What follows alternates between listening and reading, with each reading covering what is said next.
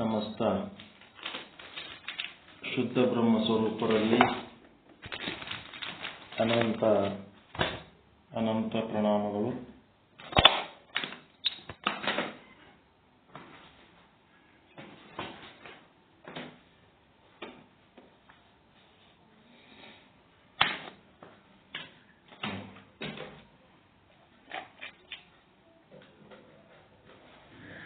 ಜಗದ್ಗುರು ಶ್ರೀ ಪಂಚಾಚಾರ್ಯ ಪ್ರಸೀದಂತು ಶ್ರೀ ಚಂದ್ರಶೇಖರ ಗ್ರಂಥಮಾಲೆ ಕುಸುಮ 15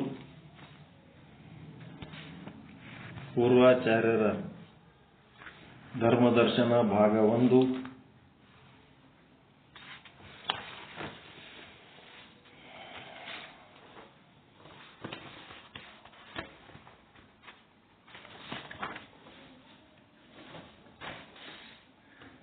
ಸ್ವಯಂ ಜ್ಯೋತಿ ವಿಶ್ವಗುರು ಶ್ರೀ ರೇಣುಕಾಚಾರ್ಯರು ಇವರನ್ನು ಕುರಿತು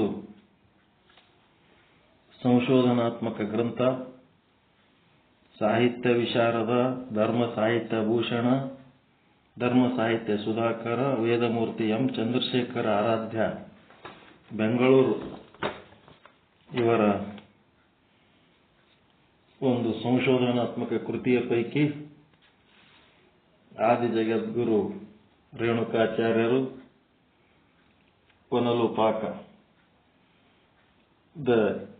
ಸೋಮನಾಥ ಲಿಂಗದಿಂದ ಉದ್ಭವರಾಗಿ ಭೂಲೋಕದಲ್ಲಿ ತಮ್ಮ ನಾನಾ ರೀತಿಯ ಲೀಲೆಗಳನ್ನು ಮಾಡುತ್ತಾ ಅವರನ್ನು ನಂಬಿದ ಭಕ್ತರಿಗೆ ಅನುಗ್ರಹಗಳನ್ನು ನೀಡುತ್ತಾ ಬರ್ತಾ ಇದ್ದಾರೆ. ಮೊಟ್ಟ ಮೊದಲು ಅಗಸ್ತ್ಯ ಮಹರ್ಷಿಗಳಿಗೆ ಅನುಗ್ರಹ ಆಯಿತು. ಆಮೇಲೆ ಯಾರಿಗೈತ್ರಿ? ಅಗಸ್ತ್ಯ ಮಹರ್ಷಿ ಆದ್ಮೇಲೆ ವಿಭೀಷಣನಿಗೆ, ವಿಭೀಷಣನಿಗೆ ಮತ್ ವಿಭೀಷಣಂದಾದ್ಮೇಲೆ ಈಗ ಮಾದಿಗ ಮಾತಂಗನಿಗೆ ಲಿಂಗ ದೀಕ್ಷೆ. ಸಮಾನತೆ ಸಾಧನೆ 12ನೇ ಶತಮಾನದಲ್ಲೇ ಆರಂಭ ಆಯಿತು ಅನ್ನೋದು ಸುಳ್ಳು ಮಾತು. ಎಲ್ಲಿ ಶಿವ ಇದ್ದಾನ, ಅದು ಶಿವ ಸಿದ್ಧಾಂತ ಎಲ್ಲಿ ಆದ ಅಲ್ಲೆಲ್ಲ ಸಮಾನತೆನೇ ಆದ. ಶೈವ ಸಿದ್ಧಾಂತ ಹೇಳದೆ ಸಮಾನತೆ. ಅದು ಯಾವ ಕಾಲದಿಂದಲೂ ಯಾರನ್ನೂ ಭೇದ ಮಾಡಲಾರದೆ ಎಲ್ಲರನ್ನ ಒಟ್ಟು ಕೂಡಿಸಿಕೊಂಡಂತ ಧರ್ಮ ಅದು. ಶೈವ ಇರಬಹುದು, ವೀರಶೈವ ಇರಬಹುದು.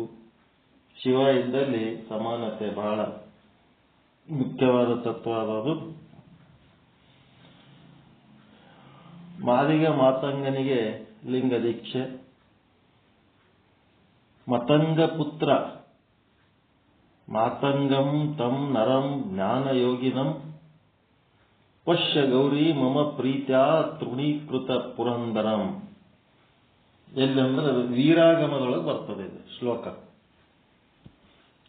ವೀರಾಗಮದೊಳಗೆ ಬರ್ತದೆ.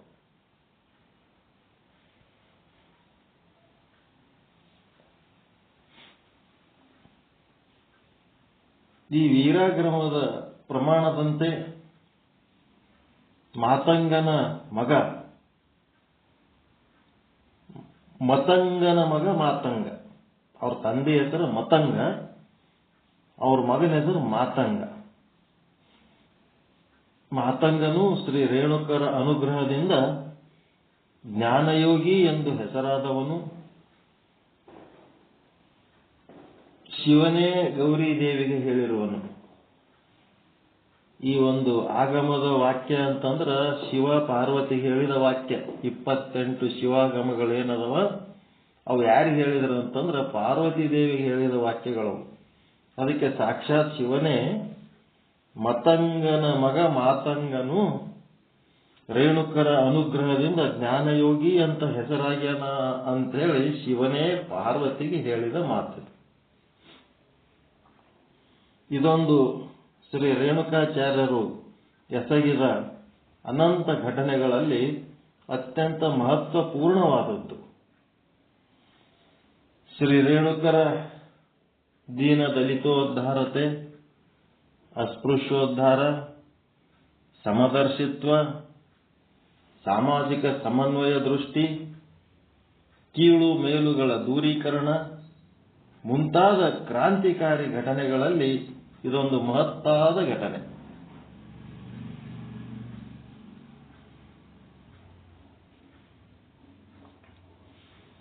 ಹನ್ನೆರಡನೇ ಶತಮಾನ. ಈಗ ರೇಣುಕಾಚಾರ್ಯರು ಮಾಡಿರ್ತಕ್ಕಂಥ ಕಾರ್ಯಗಳೆಲ್ಲವೂ ಆಗಮನದಲ್ಲಿ ಪ್ರಕಟ ಆಗಿರುವಂತ ಅರ್ಥಗಳು. ಹೌದ್ರಿ ಹೌದ್ರಿ ಹೌದ್ರಿ ಹೌದ್ರಿ. ಜಗತ್ತಿಗೆ ಆಗಮನ ಕೊಟ್ಟವರೇ ಪಂಚಾಚಾರ್ಯರು.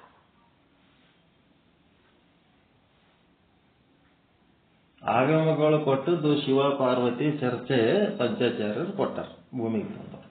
ಅದು ಮೊದಲು ಚರ್ಚೆ ಆಗಿದ್ದು ಪಾರ್ವತಿ ಮತ್ತು ಶಿವನಲ್ಲಿ ಮೂಲದಲ್ಲಿ. ಅದು ದೇವಲೋಕದಲ್ಲಿ. ಭೂಲೋಕದಲ್ಲಿ ತಂದವರು ಪಂಚಾಚಾರ್ಯರು, ಅದ್ರಾಗೇನು ಡೌಟ್ ಇಲ್ಲ. ಶಿವನ 5 ಮುಖ ಸದ್ದೋಜಾತ, ವಾಮದೇವ, ಅಘೋರ, ಈಶಾನ, ಸತ್ಪುರುಷ ಅಂತೇಳಿ 5 ಮುಖಗಳಿಂದ 5 ಮಂದಿ ಆಚಾರ್ಯರು ದೇವಲೋಕದಲ್ಲಿಯೇ ಉದ್ಭವ ಆಗಿ ಅವ್ರು ಏನ್ ಮಾಡಿದ್ರು, ಭೂಲೋಕದಲ್ಲಿ ಲಿಂಗದ ಮೂಲಕ ಅವತರಿಸಿದರು. ದೇವಲೋಕದಲ್ಲಿ, ಶಿವಲೋಕದಲ್ಲಿ, ಕೈಲಾಸದಲ್ಲಿ ಶಿವನ ಮುಖದಿಂದ ಉದ್ಭವರಾದವರು ಅವರು. ಅಲ್ಲಿ ದೇವಲೋಕದಲ್ಲಿ ಆದ ಲೀಲೆ ಅದು. ಇಲ್ಲಿ ಭೂಲೋಕದಲ್ಲಿ 5 ಲಿಂಗಗಳಿಂದ ಅವರು 5 ಮಂದಿ ಆಚಾರ್ಯರು ಬಂದರು. ಅದನ್ನು ತಂದವರೇ ಶಿವಾಗಮಗಳು, ಸನಾತನ ಸಿದ್ಧಾಂತ ಏನದಲ್ಲ, ಇದು ತಂದವರೇ ಪಂಚಾಚಾರ್ಯರು.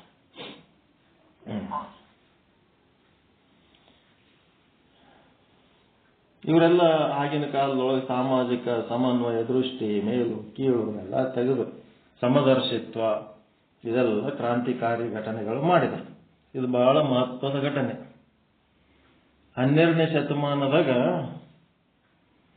ನಾಗಿದೇವ ಅಂತೇಳಿ ಒಬ್ಬ ಕೀಳು ಕುಲದ ಶರಣ, ಬಸವಣ್ಣನ ಅಪ್ರತಿಮ ಭಕ್ತ. ಬಸವಣ್ಣವರು ಅವ್ರ ಮನೆಗೆ ಹೋಗಿ ಊಟ ಮಾಡಿ ಬಂದ ಮೇಲೆ ಭಯಂಕರ ಟೀಕೆಗೆ ಗುರಿಯಾಗಿಬಿಡ್ತಾರೆ ಬಸವಣ್ಣವರು. ಅವನ ಮನೆಗೆ ಹೋಗಿ ಉಂಡು ಬಂದಾನ ಬಸವಣ್ಣ, ಅವ್ರ ಮನೆಗೆ ಹೋಗಿ ಉಂಡು ಬಂದಾನ ಬಸವಣ್ಣ.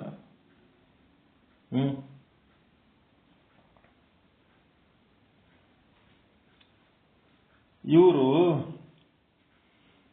ಅವರೆಲ್ಲರಿಗೂ ಉತ್ತರ ಕೊಡ್ತಾರೆ ಬಸವಣ್ಣವ್ರು, ಈ ಮೇಲು ಕೀಳುಗಳು ಇರಬಾರದು ಅಂತ ಹೇಳಿ.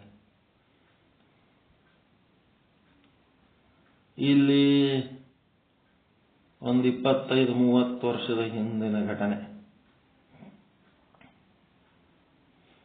ಒಂದು ಊರಿಗೆ ಹೋಗೋ ಟೈಮ್ನೊಳಗೆ ಬಸ್ಸಿನಾಗ ಒಂದು ಅದೇ ಚೊಚ್ಚಲು ಬಸ್ಸರ ಹುಡುಗಿ, ಅಕ್ಕಿ ಬಾಗ್ಲಾಗ ನಾ ಕೂತಿದ್ನು, ನಾನು ಬಾಗ್ಲಾಗ ಅವ್ರು ಕೂತಿದ್ರು. ಇಬ್ಬರೇ ಸೀಟಿನ ಮೇಲೆ ಕೂತಿದ್ದೆವು. ಆ ಹೆಣ್ಮಗಳು ಏನೋ ಮೈಯಾಗ ಏನೋ ದೇವ್ ಬಂದದಂತ ಬಸರ ಹೆಣ್ಮಗ. ಅಕ್ಕಿ ನಾನು ಬಾಗ್ಲಾಗ ಕೂತು ಒಂದೇ ಸಾವನು ಡಿಕ್ಕಿ ಹೊಡ್ಲಿಕ್ಕತ್ಬಿಟ್ಟಿದ್ರು. ಒಂಥರ ನುಗಿಸ್ದಂಗ ಮಾಡ್ಲಕತ್ಬಿಟ್ಟಿದ್ರು, ಗಾಡ್ಲಕತ್ತಿದ್ರು.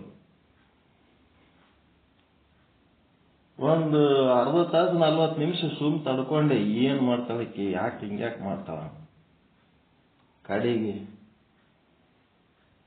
ಏನವ ಏನ್ ನಡೆಸಿದ್ ನೀನು ಅಂತಂದೆ.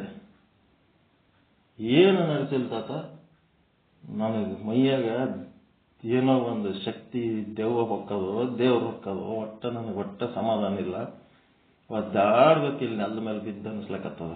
ಮತ್ತೆ ನೆಲದ ಮೇಲೆ ಬಿದ್ದು ಒದ್ದಾಡ್ಬೇಡ, ಇಲ್ಲ ಬಾಗ್ಲಾಗೆ ಕೂತಿ ಎಟ್ಟರ ಡಿಕ್ಕಿ ಹೊಡಿ, ನಿನ್ನ ನಿದ್ದೆ ಬಂದ್ರೆ ಸುಮ್ ಹಿಂಗೆ ಬುಜ್ಜಕ್ಕೆ ಬೆನ್ನ ಹಚ್ಕೊಂಡು ಮಕ್ಕೊಂಬಿಡು ಅಂತೇಳಿ ಆಕೆ ತಲೆ ತಗೊಂಡು ನಾನು ತೊಡಿ ಮೇಲೆ ಇಟ್ಕೊಂಡು ಮನಗಿಸ್ಬಿಟ್ಟೆ. ಸುಮ್ಮ ಮಕ್ಕೊಂಬಿಟ್ಲೆ. ಗಂಗಾವತಿ ದಾನಾಪುರ ತನ ಸುಮ್ಮ ಮಕ್ಕೊಂಡು ಅಲ್ಲಿ ಹೋಗಿ ಇಳಿದ್ಬಿಟ್ರು. ನಮ್ಮ ತವ್ರ ಮನೆಗೆ ಬಂದ್ರಿ, ನಾವು ಓದ್ತೀವಿ ಅಂತೇಳಿ ಇಳಿದಾದ್ಮೇಲೆ ಅವ್ರ ಊರಿಗೆ ಹೋದ್ಮೇಲೆ ಅವ್ರು ಎದಕ್ಕೆ ಕರ್ಸ್ಯಾರ, ನಿನಗೇನಾಗ್ಯದ, ನಾನು ನಿನಗೆ ಆರಾಮ್ ಮಾಡ್ತೀನಿ ಬಾ, ಏನಾರ ಗಾಳಿ ಧೂಳಿ ಆಗಿತ್ತಂತಂದ್ರೆ ನಿನಗೆ ಆರಾಮ್ ಮಾಡ್ಸಂಬಾ ಅಂತ ಅವ್ರ ತಾಯಿ ಕರ್ದ. ಅಲ್ಲಿ ಹೋದ್ಮೇಲೆ ಈಕಿ ಅಡ್ಡಿದೆ ಆರಾಮ್ ಹೋಗಿ ಇಳಿದು ಆರಾಮಿದ್ದಂಗೆ ಹೋಗ್ಬಿಟ್ಟಾಳ. ಏನಾಯ್ತು ನಿನಗ, ಏನ್ ಭಾಳ ತ್ರಾಸಾಗ್ಯದ ಅಂತೇಳಿ ನಿಮ್ಮ ಮನ್ಯಾಗ ಹೇಳಿದ್ರು, ನೀನು ಒದ್ದಾಡ್ಲಕತ್ತಿದಂತ, ಸುಮ್ ಕುಂದ್ರಲಾಗಿದಂತ, ಅಂಥದ್ದು ನೀನು ಯಾಕ ಇಲ್ಲಿ ಬಂದಿದ್ದಿ, ಈಗ ನೋಡಿದ್ರೆ ನಾಟಕ ಮಾಡ್ತಿದ್ದೆ, ಆರಾಮಿದೆಯಲ್ಲ ನೀನು ಅಂತ. ಏನು ಆರಾಮಿಲ್ಲ, ಏನಿಲ್ಲ, ಬಸ್ಸಿನಾಗ ಒಬ್ಬ ತಾತನ ಬಗ್ಲಾಗ ಕೂತಿದ್ದೆ, ಅವನ ಮ್ಯಾಲೆ ಹಿಂಗೆ ಮಕ್ಕೊಂಡು ನಿತ್ತಿ ಮಾಡಿಬಿಟ್ಟ, ಅದು ಯಾಕಡೆ ಹೋಯ್ತಾ ಏನೋ ಅಂದ್ಬಿಟ್ಲ. ಆರಾಮಾಗ್ಬಿಟ್ಲ. ನನಗೆ ಗೊತ್ತಿಲ್ಲ ಅದು ಏನಾಗಿದೆ ಏನೋ ಮುಂದೆ. ಆಮೇಲೆ ಮುಂದಿಲ್ಲ ರಾಯಚೂರಾಗ ಅವ್ರ ಬಸ್ಸಿನಾಗ ಎಲ್ಲೋ ಮತ್ತೆ ರಾಯಚೂರು ಬಸ್ ಇದ್ರ ರೋಡ್ ಮೇಲೆ ಸಿಕ್ಕರು ಅವ್ರು. ತತ ತತ ತತ ತತ ಮೊನ್ನೆ ನಿನ್ನಿಂತ ನಾ ಭಾಳ ಆರಾಮಾಗ್ಬಿಟ್ಟೆ, ನಿನ್ನಿಂತ ನಾ ಭಾಳ ಆರಾಮಾಗ್ಬಿಟ್ಟೆ. ಮತ್ತು ಅವ್ರದ್ದೊಂದು ಕೊರಿಯರ್ ಸರ್ವಿಸ್ ಅದ, ಇವಾಗ ಸಹಿತ ಆ ಸರ್ವಿಸ್ ಇದ್ದಲ್ಲಿ ಕರ್ಕೊಂಡು ಹೋಗ್ತೀನಿ, ಭೇಟಿ ಮಾಡಿಸ್ತೀನಿ, ನಿಮ್ಗೆ ಮಾತಾಡಿಸ್ರಿ. ಅದು 2 ಮಕ್ಕಳು ದೊಡ್ಡ ದೊಡ್ಡ PUC ಓದಕತ್ತಾವ, ದೊಡ್ಡ ಮಕ್ಕಳಾಗ್ಯಾವ. ಇವಾಗ ಸಹಿತ ಆ ಮನೆಯವರು ನಮ್ಮ ಮೇಲೆ ಅತ್ಯಂತ ಶ್ರದ್ಧಾ, ಅತ್ಯಂತ ಗೌರವ. ಯಾವುದೇ ಪೂಜೆ ಮಾಡಲಿ, ಯಾವುದೇ ಒಂದು ಮನಿ ಸಹಿತ ಬದಲಾಯಿಸಿದ್ರೆ ನಮಗೆ ಬಿಡಂಗಿಲ್ಲ, ಕರ್ಕೊಂಡೋಗಿ ಫಸ್ಟ್ ನಮ್ಮ ಪಾದ ಹಾಕಿಸಿ ಅವ್ರು ಆ ಮನೆಗೆ ಶಿಫ್ಟ್ ಆಗ್ತಾರ. ಅಷ್ಟೊಂದು ನಂಬಿಕೆ ಅವರು. ಈಗ ಅವರು ಯಾವ ಕುಲದವ್ರು ಅಂದ್ರೆ ಉಪ್ಪಾರ್ ಕುಲದವ್ರು. ಅವರು ಉಪ್ಪಾರ್ ಕುಲದವ್ರು. ಅವ್ರ ಮನ್ಯಾಗ ಸ್ನಾನ ಮಾಡಿ ಮಡಿಲಿಂತ ನಿಮಗೆ ಅಡಿಗೆ ಮಾಡಿವಿ, ಬಂದು ಉಂಡೋರಿ ಅಂತ ಹೇಳಿದ್ರು. ಹೋಗಿ ಉಂಡು ಬರ್ಬೇಕಾ ಬೇಡ?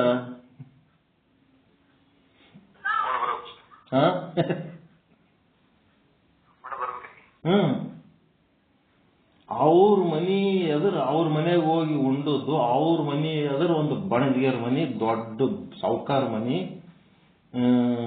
ಬಂಗಾರದ ಅಂಗಡಿಯವ್ರ ಮನಿ. ಅವ್ರೇನು ಒಂದಿನ ಕರೆದವರೆಲ್ಲ ಉಣಿಸಿದವ್ರಲ್ಲ, ಸುಮ್ಮ ರೋಡ್ ಮೇಲೆ ಸಾಮ್ಯಾರ ಅಂತ ಮಾತಾಡ್ತಾರ. ಇವ್ರಿಗೆ ಏನಂತಾರ ಅಂದ್ರ, ಇವ್ ಯಾವ ಥರ ಏನವರು ಹೋಗಿ ಯಾರ ಮನೆಗೆ ಬೇಕು ಅವ್ರ ಮನೆಗೆ ಉಣ್ತಾವ, ಇವ್ ಯಾವ ಥರ ಏನವರು ಅಂತ. ಮತ್ತಿವರು ಬಸವಣ್ಣನ ಮಂದಿ ಅಂತ ಸಮಾನತೆ ಸುದ್ದಿ ಮಾತಾಡ್ತಾರೆ.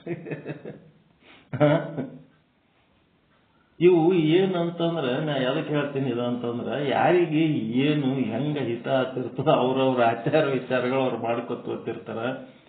ಅವ್ರ ಮೇಲೆ ಒಂದು ಅಭಿಮಾನ, ನಮ್ಮ ಮೇಲೆ ಒಂದು ಅಭಿಮಾನ ಅವರಿಗಿರ್ತದ. ಸಂಬಂಧ ಇಲ್ಲ, ಸೂತ್ರ ಇಲ್ಲ, ಯಾರು ಬೇಕವ್ರು ಏನ್ ಬೇಕೋ ಆಡ್ಕೊತಿರ್ತಾರ. ಅದಕ್ಕೆ ಹಿಂಗಂದ್ರೆ ನೋಡು, ಮಠದಾಗ ಸ್ವಾಮಿ ನಿನಗ ಹೆಣ್ಮಗಳು ಆಕಿ ಯಾರು ಅಂದ್ರೆ ಅವ್ರ ಮನೆ ಮುಂದಿನ ಆಕಿನ.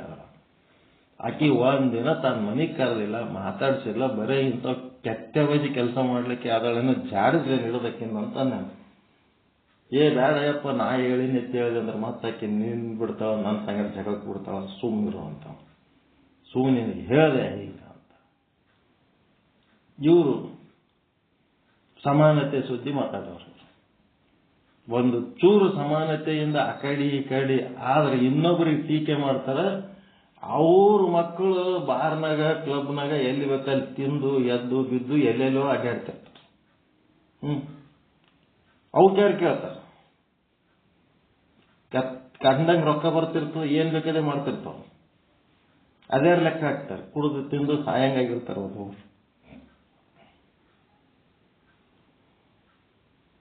ಅದಕ್ಕೆ ನಾವು ಏನು ಇಲ್ಲಿ ಹೇಳೋ ಉದ್ದೇಶ ಏನದು ಅಂತಂದ್ರೆ, ಯಾವುದನ್ನು ತಮಗೆ ಸಂಬಂಧ ಇಲ್ಲದ ವಿಷಯದೊಳಗೆ ಬಾಯಿ ಹಾಕಿ ಟೀಕೆ ಮಾಡೋದಾಗಲಿ, ತಮ್ಮದೇ ಆದಂಥ ಅಭಿಪ್ರಾಯ ತಾಳೋದಾಗಲಿ ಮಾಡ್ಲಿಕ್ಕೆ ಹೋಗ್ಬಾರ್ದು.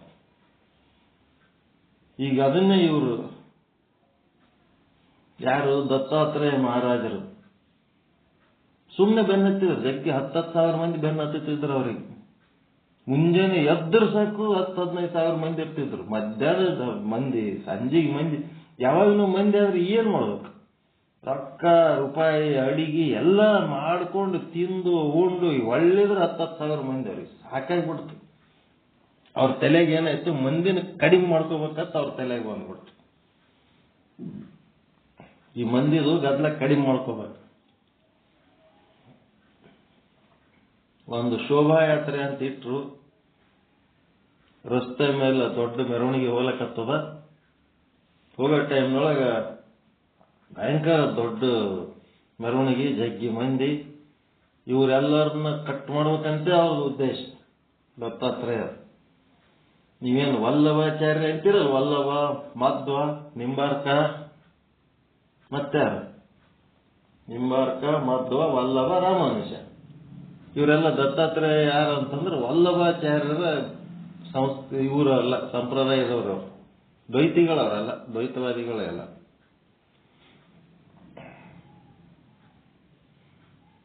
ಶ್ರೀಪಾದ ವಲ್ಲಭರು ಅಂತೇಳಿ ಇಲ್ಲಿ ಒಂದು ದ್ವೀಪ ನಂಬಲ್ಲಿ ಕೃಷ್ಣಾ ನದಿ ಒಳಗೆ. ಎಲ್ಲ ದ್ವೈತವಾದಿಗಳಲ್ಲ ಇರ್ಲಿ. ಅಲ್ಲೇನಾಯ್ತು,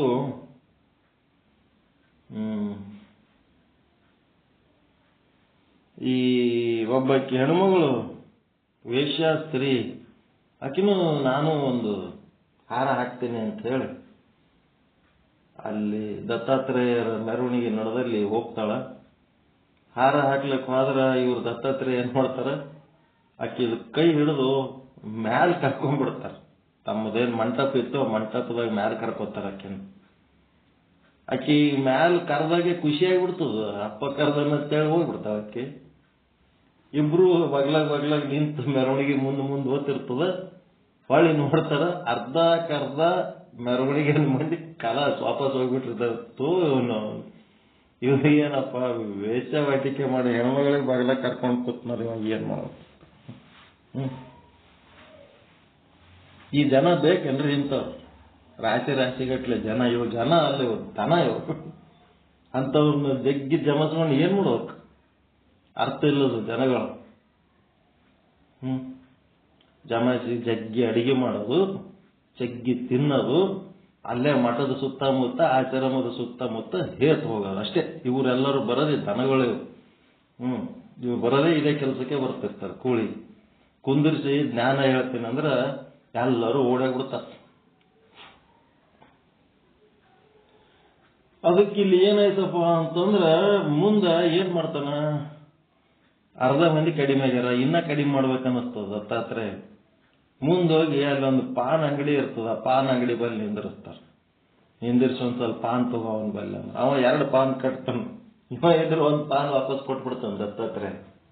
ವಾಪಸ್ ಕೊಟ್ಟು ಒಂದೇ ಒಂದು ಪಾನ್ ತಗೊಂಡು ಒಂದು ತಾನ್ ಕತ್ತಾನ, ಒಂದ್ಸಾರಿ ಅಕ್ಕಿ ಕಚ್ಚಿಸ್ತಾನ, ಒಂದ್ಸಾರಿ ತಾನ್ ಕಚ್ತಾನ, ಒಂದ್ಸಾರಿ ಅಕ್ಕಿ ಕಚ್ಚಿಸ್ತಾನ. ಹಾಕಿದಿ ಅಂಜಲ ಪಾನ್ ಯೋಚಿಸ್ತಾನಲ್ಲ ಅಂತ ಹೇಳಿ ಸಿಟ್ಟಿಗೇರಿ ಹೊಳ್ಳಿ ನೋಡ್ತಾನೆ, ಇನ್ನ ಅರ್ಧ ಮಂದಿ ಕಲಸ ಎಲ್ಲ ಹೋಗ್ಬಿಡ್ತಾರ. ಅಲ್ಲಿ ಹೋಗೋದ್ರಾಗ ಒಂದ್ ಸ್ವಲ್ಪೇ ಮಂದಿ ಉಳಿದಿರ್ತಾರ. ಇವ್ರನ್ನ ಖಾಲಿ ಮಾಡಿಬಿಡೋಣ ಅಂತ ನಾವು ಎಲ್ಲರೂ ಬೇಡ. ಎದಕ್ ಬೇಕು ಜನ? ಎದಕ್ ಬೇಕು ಜನ? ನಿಮ್ಮ ಸಾಧನೆ ನೀವು ಮಾಡೋದಕ್ಕ ಜನ ಎದಕ್ ಬೇಕು? ಬರೇ ನಿಮ್ ಸತ್ಸಂಗ ನಡೀತದ, ಏಸ್ ಮಂದಿ ಕಲಿತಾರ. ಮಂದಿನ ತಗೊಂಡು ಏನ್ ಮಾಡ್ತೀವಿ? ನಿನ್ನ ಉದ್ದಾರಕ್ಕೆ ನೀ ಬಾ ಅಂತೀವಿ ನಾವು. ಏಸ್ ಮಂದಿ ಕಲ್ತಾರೆ? ಒಂದ್ 20,000 ಮಂದಿ ಬಂದ್ರು ಬರ್ತೆ, ನಿನ್ ಏಸ್ ಮಂದಿ ಬಂದ್ರು ಬರ್ತೀವಿ ಅಂತ ಕೇಳ್ತೀವಿ. ಇಲ್ಲಿ ಮುಂದೆ ಏನಾಯ್ತು, ಅಲ್ಲ ಇಳಿದು ಆಕಿ ಮನೆಗೆ ಬರೋನು, ಆಕಿ ಮನೆಗೆ ಹೋಗ್ಬಿಡ್ತಾನ ದತ್ತಾತ್ರೇಯ. ಮನಿ ಒಳಗೆ ಹೋಗ್ಬಿಡ್ತಾನ. ಹೇಳತ್ತಾನ, ಆಕಿ ಮನೆಯಾಗಿದ್ದು ಮರದಿನ ಮುಂಜಾನೆ ಹೊರಗೆ ಬರ್ತಾನ. ಏನು ಬೆರಳೆಣಿಕೆ ಅಷ್ಟು, ಒಂದು 5-10 ಮಂದಿ ಕಾಯ್ತಿರ್ತಾರೆ ಅಷ್ಟೇ ಕುಂತು. ಒಂದು 5-10 ಮಂದಿ ಕಾಯ್ತಿರ್ತಾರೆ. ಅವರು ನಿಜವಾದ ಭಕ್ತರು. ನಮ್ಮಪ್ಪ ಅಂತವಲ್ಲ, ಪರಮ ಪವಿತ್ರ ಅಂತ ಅವ್ರಿಗೊಂದು ಶ್ರದ್ಧೆ ಇರ್ತದೆ. ಹಾಗೆ ಇಂಥವು ಬಹಳಷ್ಟು ಉದಾಹರಣೆಗಳು ಮಾಡ್ಯಾರ ಮಹಾತ್ಮರು, ಬಹಳಷ್ಟು ಉದಾಹರಣೆಗಳು ಮಾಡ್ಯಾರ. ಈಗಿದು ಮತ್ತೆ ನಮ್ಮ ಕತೆ ವಿಷಯಾಂತರ ಆಗ್ತದೆ ಅನ್ನೋದಕ್ಕೆ ಮತ್ತೆ ಈ ಕಡೆ ಬರೋಣ. ಮಾದಿಗ ಮಾತಂಗನಿಗೆ ಲಿಂಗ ದೀಕ್ಷೆ ವೀರಾಗಮದಲ್ಲಿ ಇದನ್ನ ಪ್ರಸ್ತಾಪ ಮಾಡಿದ್ದದ. ತುಂಗಭದ್ರೆ ತೀರದಲ್ಲಿರುವ ಹೇಮಕೂಟ ಕಿಷ್ಕಿಂದ ಅಂದ್ರೆ ಗಂಗಾವತಿ ಅಂತದ, ಅಲ್ಲಿ ಬರ್ತದ. ಹೇಮಕೂಟ ಕಿಷ್ಕಿಂದೆಗಳಿಗೆ ಶೈಲರಾಜನೆಂದು ಹೆಸರಾಗಿತ್ತು. ಶೈಲರಾಜ ಬೆಟ್ಟ, ಆ ಗುಡ್ಡಕ್ಕೆ ಶೈಲ ಅಂದ್ರೆ ಶಿಲಾ ರಾಜ, ಪರ್ವತರಾಜ. ಮತ್ತೇನು ಅಲ್ಲಿನ ಒಂದು ಮತಂಗಗಿರಿ ಎಂದು ಹೆಸರಾಂತ ಶಿಖರದ ಮೇಲೆ ಅತ್ಯಂತ ಶ್ರೇಷ್ಠ ವೀರಶೈವದ ನಡವಳಿಕೆಗೆ ಪ್ರೇರಕವಾದ ಯೋಗಿನಸ್ತಸ್ಯ ಮತ್ಪ್ರೀತ್ಯ ಮತಂಗಸ್ಯ ಮಹಾತ್ಮನಃ ಇತಿಹಾಸಂ ಮಹಾಶ್ರೇಷ್ಠಂ ವೀರ ಮಹೇಶ್ವರಂ ಪ್ರಿಯಂ. ಇದು ವೀರಾಗಮತೆ. ವೀರ ಮಹೇಶ್ವರ ಆಚಾರ್ಯ ಸಂಪನ್ನನಾಗಿ ಖ್ಯಾತಿ ಪಡೆದಿದ್ದ ಮತಂಗ ಮುನಿವರನ್ನು ವಾಸಿಸುತ್ತಿದ್ದನು. ಅಲ್ಲೊಬ್ಬ ಮತಂಗ ವಾಸಿಸುತ್ತಿದ್ದ. ಅವನಿಗೆ ಮಾತಂಗನೆಂಬ ಒಬ್ಬ ಮಗನಿದ್ದನು. ಅವನು ಏನ್ ಮಾಡಿದ? ಮಾತಂಗ ದುಷ್ಟನಾಗಿ ಅಲ್ಲಿದ್ದ ಮುನಿ ಜನಗಳಿಗೂ ಅವರ ಪರಿವಾರಕ್ಕೂ ನಾನಾ ವಿಧ ತೊಂದರೆಗಳನ್ನು ಉಂಟು ಮಾಡುತ್ತಾ ಹಿಂಸಿಸುತ್ತಿದ್ದನು, ತೊಂದರೆ ಕೊಡ್ತಿದ್ದ. ಅವನು ಅತ್ಯಂತ ಬಲಶಾಲಿಯೂ ಕ್ರೂರಿಯೂ ಆಗಿ ಪ್ರಾಂತ್ಯದವರಿಗೆಲ್ಲ ಯಮ ಸ್ವರೂಪಿಯಾಗಿದ್ದನು. ಆ ಮತಂಗಗಿರಿಯ ಸುತ್ತಮುತ್ತಲೂ ಸಂಚರಿಸುತ್ತಿದ್ದ ಪಯಣಿಗರನ್ನು ಸುಲಿದು ಹಿಂಸಿಸಿ ಕೊಲ್ಲಲು ಪೀಡಿಸುತ್ತಿದ್ದನು. ಅದನ್ನು ತಮ್ಮ ದಿವ್ಯ ದೃಷ್ಟಿಯಿಂದ ಅರಿತ ಶ್ರೀ ರೇಣುಕಾಚಾರ್ಯರು ಕಾಲ್ನಡಿಗೆಯಿಂದ ಆ ಬೆಟ್ಟದಲ್ಲಿ ಓಡಾಡುತ್ತಿರಲು ಅವರನ್ನು ಕಂಡ ಕಿರಾತ ಮಾತಂಗನು ರೇಣುಕಾಚಾರ್ಯರಿಗೆ ಕಾಟ ಕೊಡ್ಲಕ್ಕೆ ಬಂದ. ಅವರನ್ನು ಸಮೀಪಿಸಿ ಅವರ ಬ್ರಹ್ಮ ತೇಜಸ್ಸಿನ ಪ್ರಭಾವದಿಂದ ಚಕಿತನಾಗಿ, ಓ ಗುರುವೇ, ನೀನು ಹೊದೆದಿರುವ ವಸ್ತ್ರಭೂಷಣಗಳನ್ನು ಕಳಚಿಕೊಟ್ಟು ಮುಂದಕ್ಕೆ ಹೋಗು ಎಂದು ಹೇಳ್ದ. ನೀನೇನು ಉಟ್ಕೊಂಡಿದೆಯ ಅವೆಲ್ಲ ನನಗೆ ಕೊಡು ಅಂತ. ಆ ಮಾತಂಗನನ್ನು ಉದ್ಧರಿಸುವ ಸಂಕಲ್ಪ ಮಾಡಿದ್ದ ಗುರುವರ್ಯರು ಸಹಜವಾದ ಸೌಮ್ಯ ಭಾವದಿಂದಲೇ ಅವನನ್ನು ಕುರಿತು, ಎಲೈ ಕಿರಾತನೇ, ನಿನಗೆ ಹೆಂಡಿರು ಮಕ್ಕಳು ಇರುವರೇ? ನೀನು ಅವರ ಉದರ ಪೋಷಣೆಗಾಗಿ ಸತ್ಯ ಕಾಯಕವನ್ನು ಮಾಡದೆ ಇಂಥ ಹೀನ ಕೃತ್ಯವನ್ನು ಏಕೆ ಮಾಡುತ್ತಿರುವೆ? ಇದರಿಂದ ನೀನು ಪಾಪದ ರಾಶಿಯನ್ನೇ ಗಳಿಸುತ್ತಿರುವೆ. ನಿನ್ನ ಮಡದಿ ಮಕ್ಕಳಾದರೂ ನೀ ಗಳಿಸಿದುದನ್ನು ಭೋಗಿಸುವರಲ್ಲದೆ ನಿನ್ನ ಪಾಪವನ್ನು ಅವರು ಹಂಚಿಕೊಳ್ಳಲಾರರು. ಆದ್ದರಿಂದ ಕೊಲೆ ಮಾಡುವುದನ್ನು ಬಿಟ್ಟು ಸನ್ಮಾರ್ಗದಲ್ಲಿ ನಡೆ. ನಿನಗೆ ನಾನು ದೀಕ್ಷೆಯನ್ನು ನೀಡಿ ನೀತಿ ಮಾರ್ಗವನ್ನು ಬೋಧಿಸುವೆನೆನ್ನಲು ಶಾಂತಿ, ಸಮಾಧಾನ, ನಿರ್ಭಯದಿಂದ ಹೇಳಿದ ಆ ಮಾತುಗಳನ್ನ ಮಾತಂಗನು ಕೇಳಿ ವಿಸ್ಮಿತನಾಗಿ ತಲೆ ಎತ್ತಿ ಆ ಗುರುವಿನ ಮುಖವನ್ನೇ ನೋಡಿದನು. ಆ ಮುಖದಲ್ಲಿ ಭಯವಿಲ್ಲ, ಕೋಪವಿಲ್ಲ. ಅದಕ್ಕೆ ಬದಲಾಗಿ ಶಾಂತಿಯ ಕಿಡಿಗಳು ಚಿಮ್ಮುತ್ತಾ ತೇಜಪುಂಜವಾಗಿ ಕಂಡಿತು. ಶಾಂತಿಯ ಕಿಡಿಗಳು ಚಿಮ್ಮುತ್ತಾ ಇತ್ತಂತ ತೇಜಪುಂಜ, ಬ್ರಹ್ಮ ತೇಜಸ್ಸು ಕಂಡಿತು. ಆ ಪ್ರಶಾಂತವಾದ, ಶಾಂತಿ ನಿಲಯವಾದ, ತೇಜೋಮಯವಾದ ಮುಖವನ್ನು ಮಾತಂಗನು ಹಿಂದೆಂದೂ ಕಂಡೇ ಇರಲಿಲ್ಲ. ಅವರ ದರ್ಶನ ಮಾತ್ರದಿಂದಲೇ ಮಾತಂಗನ ಕಲ್ಲಿದಂತ ಮನಸ್ಸು ಕ್ಷಣಾರ್ಧದಲ್ಲಿ ಕರಗಿ ನೀರಾಯಿತು. ಅವನು ಅವರನ್ನು ಕುರಿತು, ಗುರುವೇ, ನೀವು ಹೇಳುವುದು ಸರಿ ಎಂದು ನನಗೆ ಗೊತ್ತಿರುತ್ತದೆ. ನಾನು ಬರುವವರೆಗೂ ದಯಮಾಡಿ ಈ ಮರದಡಿಯಲ್ಲಿ ಕುಳಿತಿರಿ ಎಂದು ಹೇಳಿ ಅಲ್ಲಿ ನಿಲ್ಲದೆ ಕೂಡಲೇ ಮನೆಗೆ ಹೋಗಿ ತನ್ನ ಹೆಂಡತಿಯನ್ನು ಕುರಿತು, ಎಲೈ ಚಲುವೆ, ಇಲ್ಲಿಯವರೆಗೂ ನಾನು ನಿನಗಾಗಿ ಮುಂದಿನ ಪೇಜ್ ತೆಗಿತೀನಿ. ಬಾರದ ಕೊಲೆ, ದರೋಡೆ, ಪಾಪ ಎಲ್ಲ ಮಾಡಿ ಪಾಪದ ಮಡುವಿನಲ್ಲಿ ಬಿದ್ದಿದ್ದೇನೆ. ನೀನು ನಾನು ತಂದುದನ್ನೆಲ್ಲ ಭೋಗಿಸಿ ಸುಖದಿಂದ ಇರುವೆ. ಇಂದು ನಾನು ಓರ್ವ ಮಹಾತ್ಮನನ್ನು ಮುತ್ತಿದಾಗ ಅವರು ನನಗೆ ಹೆದರದೆ, ಕೋಪಗೊಳ್ಳದೆ, ಶಾಂತಚಿತ್ತರಾಗಿ ನನ್ನನ್ನು ಪ್ರೀತಿಯಿಂದ ಮಾತನಾಡಿಸಿ ಕನಿಕರಗೊಂಡು ನನ್ನನ್ನು ಕುರಿತು, ಎಲೈ ಕಿರಾತನೇ, ನೀನು ಮಾಡಿದ ಪಾಪ ಕಾರ್ಯಕ್ಕೆ ನೀನೊಬ್ಬನೇ ಭಾಗಿಯಾಗಿ ನರಕ ಭಾಜನನಾಗಿ ನರಳಬೇಕಾಗುವುದು. ಆದ್ದರಿಂದ ಇನ್ನು ಮೇಲೆ ಈ ಪಾಪ ಕಾರ್ಯಗಳನ್ನು ನಿಲ್ಲಿಸಿ ಸುಸಂಸ್ಕೃತನಾಗಿ ಸತ್ಯ ಕಾಯಕದಿಂದ ಜೀವಿಸುತ್ತಾ ಸುಖಿಯಾಗಿರು. ನಿಮಗೆಲ್ಲ ದೀಕ್ಷೆ ಇತ್ತು ಉಪದೇಶ ಮಾಡಿ ಹರಸುವೆನೆಂದು ಹೇಳಿದರು. ಮಾತಂಗ ಮಹರ್ಷಿದು ಲೀಲೆಗಳು ಪುರಾಣದಾಗ ಅದಾವ ಇಲ್ರಿ?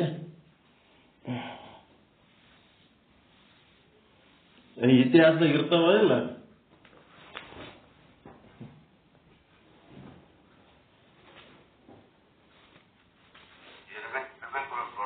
ಇರ್ತಾವ. ಮಾತಂಗ ಕೇಳಿಲ್ಲ, ಇರ್ತಾವ.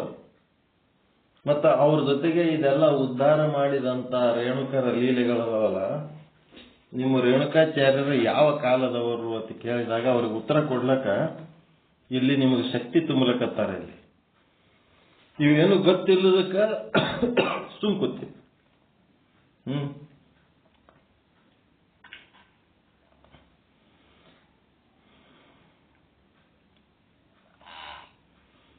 ನಿಮಗೆಲ್ಲ ದೀಕ್ಷೆ ಮಾಡಿ ಹರಸುವೆನೆಂದು ಹೇಳಿದರು. ಸುಸಂಸ್ಕೃತನಾಗಿ ಸತ್ಯ ಕಾಯಕದಿಂದ ಜೀವಿಸುತ್ತ ಸುಖಿಯಾಗಿರು, ಪಾಪ ಕಾರ್ಯಗಳು ನಿಲ್ಲಿಸು ಅಂಥೇಳಿ, ಎಲ್ಲ ಈ ಕಿರಾತಕನೇ, ನೀನು ಮಾಡಿದ ಪಾಪ ಕಾರ್ಯಕ್ಕೆ ನೀನೊಬ್ಬನೇ ಭಾಗಿಯಾಗಿ ನರಕ ಭಾಜನನಾಗಿ ನರಳಬೇಕಾಗುವುದು. ಆದ್ದರಿಂದ ಇನ್ನು ಮೇಲೆ ಈ ಪಾಪ ಕಾರ್ಯಗಳನ್ನು ನಿಲ್ಲಿಸು, ಸುಸಂಸ್ಕೃತನಾಗಿ ಸತ್ಯ ಕಾಯಕದಿಂದ ಜೀವಿಸು, ಸುಖಿಯಾಗಿರು. ನಿಮಗೆಲ್ಲ ದೀಕ್ಷೆ ಇತ್ತು ಉಪದೇಶ ಮಾಡಿ ಹರಿಸುವೆನೆಂದು ಹೇಳಿದರು. ಆ ಗುರುಗಳ ದರ್ಶನ ಮಾತ್ರದಿಂದಲೇ ನನಗೆ ಜ್ಞಾನೋದಯವಾಗಲು ಅವರಿಗೆ ಶರಣಾಗಿ ಅವರಿಂದ ದೀಕ್ಷೆಯನ್ನು ಪಡೆದು ಸುಖದಿಂದ ಇರಬೇಕೆಂದು ನಿರ್ಧರಿಸಿರುವೆನು. ನೀನು ಇದಕ್ಕೆ ಸಮ್ಮತಿಸಿ ನನ್ನೊಡನೆ ಬಾ ಎಂದು ಕರೆಯಲು ಅವನ ಹೆಂಡತಿ ಸಿಡಿಮಿಡಿಗೊಂಡು, ನಿನಗೆ ಯಾರು ಈ ಕೆಟ್ಟ ಬುದ್ಧಿಯನ್ನು ಹೇಳಿದರು? ನಿನಗೆ ಹುಚ್ಚು ಹಿಡಿದಿದೆಯೇ? ನೀನು ಮಾಡಿದ ಪಾಪಕ್ಕೆ ನೀನೇ ಹೊಣೆ. ಆ ಪಾಪದ ಫಲವನ್ನು ನೀನೊಬ್ಬನೇ ಭೋಗಿಸು. ನೀನು ದರೋಡೆ ಕೊಲೆಗಳನ್ನು ಮಾಡಿ ನನ್ನನ್ನು ಸಾಕೆಂದು ನಿನಗೆ ನಾನೇನು ಹೇಳಿಲ್ಲ. ನೀನು ನ್ಯಾಯ ರೀತಿಯಿಂದ ದುಡಿದು ನನ್ನನ್ನು ಸಾಕಬಹುದಾಗಿತ್ತು. ನಿನ್ನ ಗುರು ದೀಕ್ಷೆಯನ್ನು ಪಡೆಯಲು ನಾನು ಸಿದ್ಧಳಿಲ್ಲ. ನಾನು ನಿನ್ನೊಡನೆ ಬರುವುದೂ ಇಲ್ಲ ಎಂದು ಖಂಡಿತವಾಗಿ ನುಡಿದಳು. ತನ್ನ ನಲ್ಲೆಯ ದರ್ಪೋಕ್ತಿಯನ್ನು ಕೇಳಿದ ಮಾತಂಗನು ಸಿಡಿದೆದ್ದು ಮರು ಮಾತನಾಡದೆ, ಎಲೆ ದುಷ್ಟಳೇ, ನಿನ್ನಂತ ಪಾಪಿಗಳಿಗೆ ಇಲ್ಲಿ ಸ್ಥಳವಿಲ್ಲೆಂದು ಗರ್ಜಿಸುತ್ತಾ ತನ್ನ ವರೆಯಿಂದ ಹಿಡಿದು ಜಳುಪಿಸಿ ಅವಳ ಕತ್ತನ್ನ ತುಂಡರಿಸಿಬಿಟ್ಟ. ಮಾತಂಗನಿಗೆ ಶ್ರೀ ಜಗದ್ಗುರು ರೇಣುಕರ ದರ್ಶನ ಮತ್ತು ಅವರ ವಾಕ್ಸ್ಪರ್ಶದಿಂದ ಜ್ಞಾನೋದಯವಾಗಿ ವಿರಕ್ತಿ ಮೂಡಿ ತನ್ನ ಪ್ರೇಯಸಿಯನ್ನು ಕೊಂದುದಕ್ಕಾಗಿ ಕಿಂಚಿತ್ತಾದರೂ ಮೊರಗದೆ, ಅಲ್ಲಿ ಒಂದು ಕ್ಷಣವೂ ನಿಲ್ಲದೆ ಗುರುದೇವನಡೆಗೆ ಹೋಗಿ, ಓ ಭೋಗೇಶ್ವರ, ಯೋಗೇಶ್ವರ, ನನ್ನ ಭಾಗ್ಯದ ಬಾಗಿಲು ತಮ್ಮ ದರ್ಶನ ಮಾತ್ರದಿಂದ ತೆರೆಯಿತು. ನಾನು ತಮ್ಮ ಅನುಗ್ರಹದಿಂದ ಲಿಂಗ ದೀಕ್ಷೆಯನ್ನು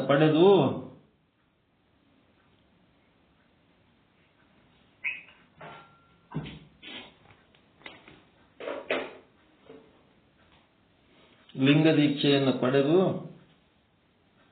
ಪುನೀತನಾಗಬೇಕೆಂದು ಸಂಕಲ್ಪ ಮಾಡಿರುವೆನು. ಕೀಳು ಜಾತಿಯವನು, ಕೊಲೆ ಸುಲಿಗೆಗಳಿಂದ ಮಹಾಪಾತಕಿಯೂ ಆಗಿರುವೆನು.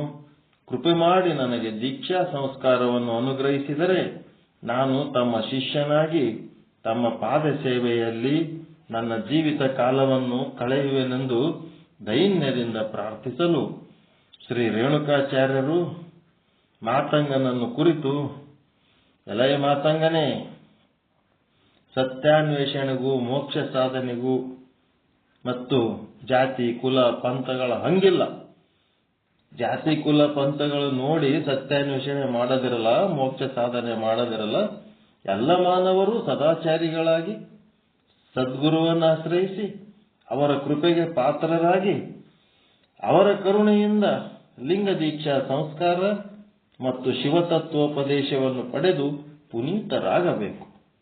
ಆದುದರಿಂದ ನೀನು ಇಂದಿನಿಂದ ಹೇಯ ಕೃತ್ಯಗಳನ್ನು, ಒಲೆ ಸುಲಿಗೆಗಳನ್ನು ಮಾಡದೆ ಸಾತ್ವಿಕ ಜೀವನವನ್ನು ನಡೆಸುವುದಾಗಿ ಶಪಥ ಮಾಡಿದರೆ ನಿನಗೆ ದೀಕ್ಷೆಯನ್ನು ನೀಡುವೆನೆಂದು ಹೇಳಲು ಭಕ್ತಿಭಾವದಿಂದ ಪುಳಕಿತನಾಗಿ ಕಂಗಳಲ್ಲಿ ಪ್ರಾಯಶ್ಚಿತ್ತ ರೂಪ ಅಶ್ರುಧಾರೆಗಳು ಸುರಿಯುತ್ತಿರಲು ಮಾತಂಗನು ಆ ಕರುಣಾಮೂರ್ತಿಯಾದ ರೇಣುಕ ಭಗವತ್ಪಾದರ ಪಾದಾರವಿಂದಗಳಲ್ಲಿ ಭಕ್ತಿಪೂರ್ವಕ ತನ್ನ ಶಿರಸ್ಸನ್ನಿರಿಸಿ ಕಂಪಿಸುತ್ತಿದ್ದ ಕಂಠದಿಂದ ಅವರ ಪಾದದ್ವಯಗಳನ್ನು ಎರಡೂ ಕೈಗಳಿಂದ ಭದ್ರವಾಗಿ ಹಿಡಿದು, ಹೇ ದಯಾಮೂರ್ತಿಯೇ, ಕರುಣಾ ಸಿಂಧುವೇ, ಶರಣಾಗತ ರಕ್ಷಕನೇ, ಭಕ್ತವತ್ಸಲನೇ, ನಾನು ಈ ಕ್ಷಣದಿಂದ ತಮ್ಮ ಕರುಣಾಪೂರ್ಣವಾದ ಅಮರ ಸಂದೇಶವನ್ನು ಭಕ್ತಿ ಶ್ರದ್ಧೆಗಳಿಂದ ಶಿರಸಾಧರಿಸಿ ಅದರಂತೆ ಕಾಯೇನ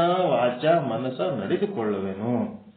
ಯಾವ ಕಾರಣದಿಂದಲೂ ನನ್ನ ಪ್ರತಿಜ್ಞೆಗೆ ಭಂಗ ತರಲಾರೆನೆಂದು ನಿಮ್ಮ ಪಾದದಡಿಯಲ್ಲಿ ಶಪಥ ಮಾಡುವೆನು. ದೈನ್ಯದಿಂದ ನಿವೇದಿಸಿಕೊಳ್ಳುತ್ತಿದ್ದೇನೆ. ದಯಾಮಯರಾದ ಗುರುವರ್ಯರು ಅತ್ಯಂತ ಪ್ರಸನ್ನವದನರಾಗಿ ಅವನ ಮೈದಡವಿ ಮೇಲಕ್ಕೆತ್ತಿ ವಿದ್ಯುಕ್ತವಾಗಿ ಇಷ್ಟಲಿಂಗ ದೀಕ್ಷೆಯನ್ನು ಅನುಗ್ರಹಿಸುವರು. ನಂತರ ಶಟಸ್ಥಲ ಸಿದ್ಧಾಂತವನ್ನು ಉಪದೇಶಿಸುವರು. ಮಾತಂಗನನ್ನು ಕುರಿತು, ಎಲೈ ಮಾತಂಗನೇ, ಗುರು ಕಾರುಣ್ಯ ಭಾಗ್ಯ ಪಡೆದವನಿಗೆ ಕುಲ ಜಾತಿ ವರ್ಣಾಶ್ರಮಗಳ ಹಂಗಿಲ್ಲ. ಶಿವಜ್ಞಾನ ಸಿದ್ಧನಾಗಿ ಶಿವಭಕ್ತಿ ಸಂಪನ್ನನಾದವನಿಗೆ ಇನ್ನಾವುದರ ಚಿಂತೆಯೂ ಇರುವುದಿಲ್ಲ. ಮಹಾತ್ಮರಾದ ಶಿವಭಕ್ತರು, ಶಿವಾಚಾರ ಪರರು, ಶಿವಜ್ಞಾನ ಉಳ್ಳವರು. ಇವರು ಕೇವಲ ಶಿವಸ್ವರೂಪಿಗಳಾದ ಮಹೇಶ್ವರರು. ಮಾ ಎಂದರೆ ಮಾಯೆಯನ್ನ, ಹೇ ಎಂದರೆ ಹೇಯವಾಗಿ ಕಾಣುವಂತ ಈಶ್ವರರು. ಮಾಹೇಶ್ವರರು ಅಂತಂದ್ರೆ ಗೊತ್ತಾಯ್ತರ?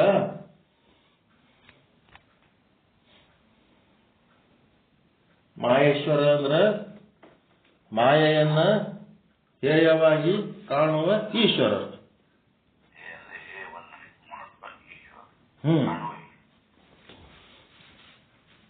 ಭಕ್ತ ಅಂದ್ರ ಕುಂತು ಕೇಳವ, ಕೇಳ್ತಾ ಕೇಳ್ತಾ ಕೇಳ್ತಾ ಅವನು ಮಹೇಶ ಸ್ಥಳ ಅಂದ್ರೆ ಮತ್ತ ತತ್ವಜ್ಞಾನ ಇನ್ನೊಬ್ಬರಿಗೆ ಹೇಳವನು.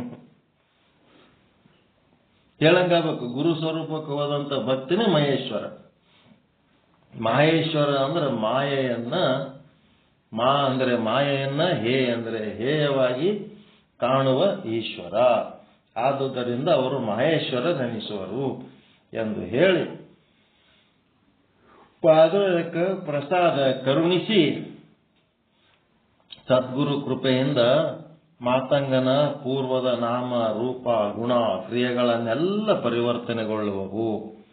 ಅವನು ಕ್ರಮೇಣ ಪ್ರಗತಿ ಹೊಂದಿ ವೀರಮಾಹೇಶ್ವರನೆಂದೆನಿಸಿ ಮಹಾತಪೋಧನನಾಗಿ ದೇವಮಾನವರಿಂದ ಸ್ತುತಿಗೊಂಡು ಸಂತಸದಿಂದ ಇದ್ದನು. ಅಸ್ಪೃಶ್ಯ ಮಾದಿಗ ಮಾತಂಗನು ಜಗದ್ಗುರು ರೇಣುಕಾಚಾರ್ಯರ ಕೃಪೆಯಿಂದ ಪುನೀತನಾಗಿ ಮಹೇಶ್ವರತ್ವವನ್ನು ಪಡೆದನು. ಬರೇ ಭಕ್ತ ಅಷ್ಟೇ ಅಲ್ಲ, ಅವ ಮಹೇಶ್ವರತ್ವ ಅಂದ್ರೆ ಗುರು ಸ್ವರೂಪನಾಗಿ ಅವನು ತತ್ವ ಪ್ರಚಾರ ಮಾಡಂಗ ಆಗಿಬಿಟ್ಟ. ನೋಡ್ರಿ ಎಷ್ಟು ಶಕ್ತಿ ಕೊಟ್ರು ಗುರುಗಳು. ಮತ್ತ ನಾಳೆ ಮಣಿಭದ್ರ ದಮಯಂತಿಯರಿಗೆ ಲಿಂಗ ದೀಕ್ಷೆ. ಮಣಿಭದ್ರ ದಮಯಂತಿಯರಿಗೆ ಲಿಂಗ ದೀಕ್ಷೆ ನಾಳೆಗೆ.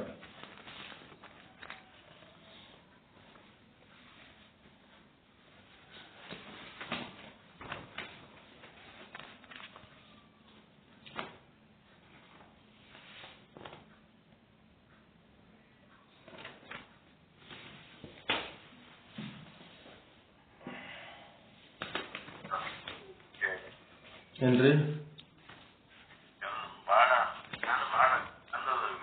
ಚಂದದಲ್ರಿ? ಹಿಸ್ಟ್ರಿ, ರೇಣುಕಾಚಾರ್ಯರ ಹಿಸ್ಟ್ರಿ, ಇತಿಹಾಸದ ಭಾಗ.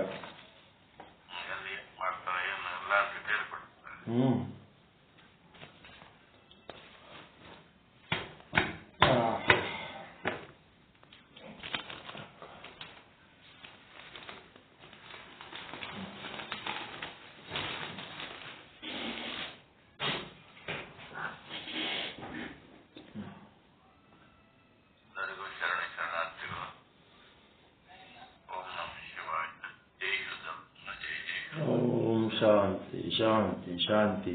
ಎಲ್ಲರಿಗೂ ಶರಣು ಶರಣಾರ್ಥಿಗಳು. ಜಯ ಶುದ್ಧ ಬ್ರಹ್ಮ, ಜಯ ಜಯ ಶುದ್ಧ.